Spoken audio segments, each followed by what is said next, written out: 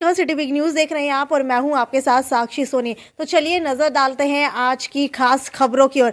सबसे पहले खबर आ रही है हरियाणा के अंदर लगी पाबंदियों को लेकर के। जी हां, लगातार सरकार ने पिछले कई समय से महामारी अलर्ट सुरक्षा अभियान के तहत पाबंदियां बढ़ा दी गई थी, लेकिन जो है सिनेमा की बात की जाए या फिर ओपन स्पेस की बात की जाए, वहां पर 50% क्षमता ही रखी गई थी ताकि लोग वहां पर आ सके।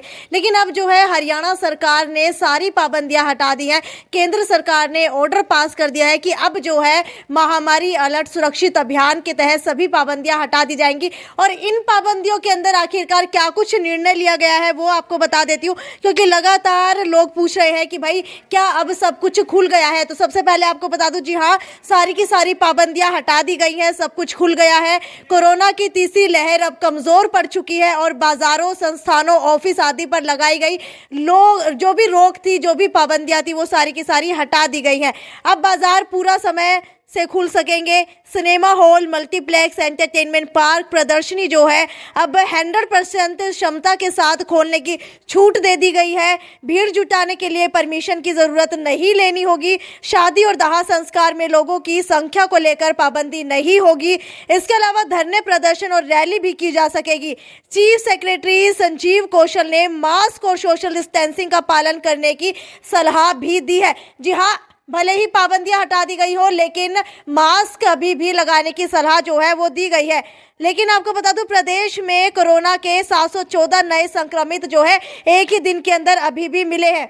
हालांकि केंद्र ने भी राज्यों से कोरोना के चलते लगाई गई अतिरिक्त पाबंदियां खत्म करने के लिए कहा है और इसके चलते 21 जनवरी से लगातार मरीज घटने को लेकर के मुख्य सचिवों को पत्र लिख करके इसकी परमिशन भी मांगी गई है।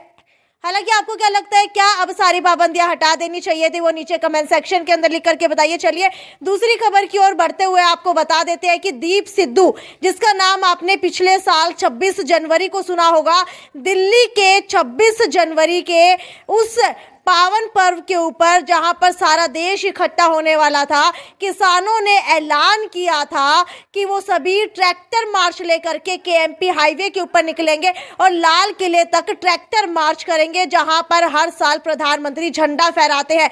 इसी बात को लेकर के आपको बता देती हूँ कि आखिरकार दीप सिद्धू ने किया क्या था। दीप सिद्धू ने ट्रैक्टर मार्च आधे रास्ते ही पहुंचा था। दीप सिद्धू पहले ही लाल किले पर जा करके एक झंडा फहराया था, जिसको कहा जा रहा था कि लाल झंडा फहराया गया है, कुछ ने कहा कि तिरंगा झंडा फहराया गया है। उसी दीप सिद्धू की अब जो है कल मृत्यु हो गई है। जी हाँ, सड़क हादसे के अंदर दीप सिद्धू की मृत्यु हो गई है। हालांकि पोस्टमार्टम जो है उसका कर दिया गया है और पोस्टमार्टम करने के दौरान आपको बता दूं कि दीप सिद्धू जो है वैलेंटाइन डे के ऊपर भारत आया हुआ था और भारत के लगभग जो है हरियाणा के अंदर वो आया हुआ था और हरियाणा के सोनीपत के अंदर वो अपनी गर्लफ्रेंड के साथ बैठा हुआ था। गर्लफ्रेंड के साथ बैठते हुए एक ट्रैक्टर से जो है उसकी टक्कर हो गई, जिसके चलते दीप सिद्धू की तो मृत्यु हो चुकी है, लेकिन उसकी गर्लफ्रेंड को कुछ ज्यादा चोटें नहीं लगी है। इसी वजह से लगातार पूछताछ जो है अभी भी जारी है। हालांकि बताया जा रहा है कि ट्रैक्टर जो है चल रहा था, उससे पहले सीन ऑफ क्राइम पे बताया गया था कि ट्रैक्टर जो है वहां पर डटा हुआ था। हालांकि अगर दीप सिद्धू की बात की जाए तो उसकी गाड़ी से एक शराब की बोतल भी बरामद की गई है जो यूज्ड है, यानी कि आधी पी हुई है। इसके अलावा अगली खबर की ओर बढ़ते हुए आपको बता दूं कि हरियाणा के छात्र जो यूक्रेन के अंदर रह रहे हैं, उनकी जान के ऊपर खतरा मंडरा रहा है, क्योंकि यूक्रेन के अंदर लगातार वर्ल्ड वॉर होने की संभावना जो है जता दी गई। जहां यूक्रेन में युद्ध की आशंका के चलते वहां पढ़ रहे हरियाणा के छात्र जो है लगातार पेशो पेश में है कि अब यूक्रेन के अंदर रहे या ना रहे, क्योंकि हरियाणा के छात्रों का कहना है कि अगर वो हरियाणा वापस लौटते हैं तो उनका शैक्षणिक सत्र जो है वो कहीं ना कहीं खत्म हो जाएगा, उनकी पढ़ाई जो है खत्म हो जाएगी। उसी के चलते हरियाणा आने के लिए जो है जो फ्लाइट का खर्चा है भारत आने के लिए वो भी कुछ ज्यादा है, जिसकी वजह से उनके पास इतने पैसे भी नहीं बचे हैं कि वो अब भारत आ सके। हालांकि देखने वाली बात यह है कि जो रूस और यूक्रेन के बीच युद्ध की आशंका बनी हुई है, उसके चलते कितने छात्रों का जो है भविष्य अब खराब होने वाला है, या फिर भारत सरकार जो है उनको बचाने के लिए जरूर कुछ ना कुछ करने वाली है।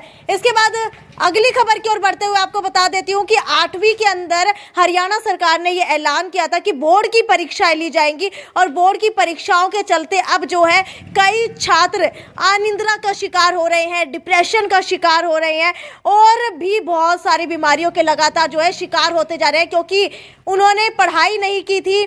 ऑनलाइन जो भी क्लासेस थी उनको जो है कहीं ना कहीं सक्रिय रूप के अंदर उन्होंने अटेंड नहीं किया था, या फिर अगर बात करें क्लासेस की तो उन्होंने जो है ध्यानपूर्वक क्लासेस के अंदर ध्यान भी नहीं लगाया था, ना ही उनको जो है अटेंड किया था, जिसकी वजह से अब 8वीं के अंदर बोर्ड की परीक्षाएं कराने को लेकर के विद्यार्थियों के अंदर डर बना हुआ है कि आखिरकार होगा तो क्या होगा, क्योंकि पढ़ाई उन्होंने की नहीं है। अगर बोर्ड के एग्जाम होते हैं तो भाई अब जो है पेपर बाहर चेक होंगे तो कहीं वो फेल ना हो जाए। इसी को लेकर के सभी के सभी पेरेंट्स जो हैं आरोप लगा रहे हैं कि ये जो बोर्ड के एग्ज़ाम होने चाहिए वो नहीं होने चाहिए, और कुछ जो प्राइवेट स्कूल्स है वो भी लगातार इसके खिलाफ है और बोर्ड परीक्षा के विरोध के अंदर प्राइवेट स्कूल उतर आए हैं, क्योंकि उनका आरोप है कि बोर्ड जो है 5,000 रुपये हर बच्चे से वसूल रहा है, जिसकी वजह से कहीं ना कहीं बच्चे जो है बोर्ड के एग्ज़ाम नहीं दे पा रहे हैं, उनके माता पिता कमाई नहीं कर पाए और कई बच्चे जो हैं अब बोर्ड के एग्ज़ाम देने से भी पीछे हट रहे हैं, जिसकी वजह से उनका भविष्य खराब ना हो जाए। इसीलिए प्राइवेट स्कूल जो है लगातार ये कहीं ना कहीं विरोध करते हुए दिखाई दे रहे हैं। इसके अलावा आपको बता देती हूँ कि प्रति विद्यार्थी के रजिस्ट्रेशन के नाम पर 5,000 रुपये का शुल्क वसूला जा रहा है। एनरोलमेंट पर 100 रुपये, वार्षिक परीक्षा शुल्क के 450 रुपये निर्धारित कर बोर्ड ने पैसे कमाने का जरिया बना लिया है, जो स्कूल और अभिभावकों को जो है बिल्कुल भी मंजूर नहीं है। आपको क्या लगता है कि क्या स्कूलों को इस तरीके से 5,000 रुपये फीस जो है बोर्ड जो स्कूलों से 5,000 रुपये फीस वसूल रहा है, क्या वो सही है? क्योंकि अगर ऑनलाइन एग्जाम्स की बात की जाए तो ऑनलाइन एग्जाम्स कहीं ना कहीं बच्चे देना चाह रहे हैं और बोर्ड की परीक्षाओं का डर जो है उनके मन के अंदर बैठा हुआ है, क्योंकि कोरोना के अंदर ज़्यादा कमाई भी उनके माता पिता नहीं कर पाए थे। हालांकि अगली खबर की ओर बढ़ते हुए आपको बता देते कि बॉलीवुड में डिस्को का ट्रेंड लाने वाले संगीतकार और गायक बप्पी लहरी जो है 69 साल की उम्र में मंगलवार रात 11:45 पर हम सबको छोड़ करके जा चुके हैं। हालांकि पूरा बॉलीवुड नहीं बल्कि पूरा देश उनको याद रखने वाला है, क्योंकि वो बप्पी लहरी वो है जो लगातार सोने से लदे रहा करते थे, जो हमेशा अपने गले के अंदर, अपने हाथों के अंदर जहाँ पर भी सोना पहना जा सकता है वहाँ पर वो सोना हमेशा पहना रखा करते थे।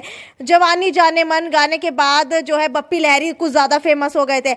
हालांकि अगली खबर की ओर बढ़ते हैं आपको बता दूं कि लगभग 5 राज्यों के अंदर इलेक्शन चल रहे हैं, लेकिन सबसे ज़्यादा नज़र है यूपी और पंजाब के ऊपर। पंजाब का हाल क्या है वो आपको बता देते हैं कि कांग्रेस जो है 44 सीटों पर सीधे तो 46 पर तिकोने मुकाबले में फंसी है।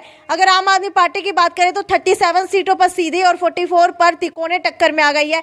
शियद और बसपा जिसका गठबंधन है वो 33 पर सीधे और 34 पर तिकोनी लड़ाई के अंदर आ गई है। वहीं एनडीए 7 सीटों पर सीधे और 12 सीटों पर जो है तिकोने मुकाबले में आ चुके हैं। हालांकि आपको क्या लगता है कि पंजाब के अंदर क्या कुछ रहने वाला है वो मुझे नीचे कमेंट सेक्शन के अंदर लिख करके बताइए। अब नजर डाल लेते हैं हिसार की खबरों की ओर। हिसार के अंदर कल हिसार राजगढ़ रोड पर टायर फटने से अनियंत्रित कार पेड़ से टकराई, 2 दोस्तों की मौत हो गई, 2 घायल हो गए। इसके अलावा आपको बता देती हूँ कि और क्या क्या खबरें हैं। कैमरी रोड आरओबी वर्क के लिए जो है रूट डाइवर्ट कर दिया गया है। मशीनों से पिलर के पास लाए गए 2 गार्डर आज किए जाएंगे लॉन्च।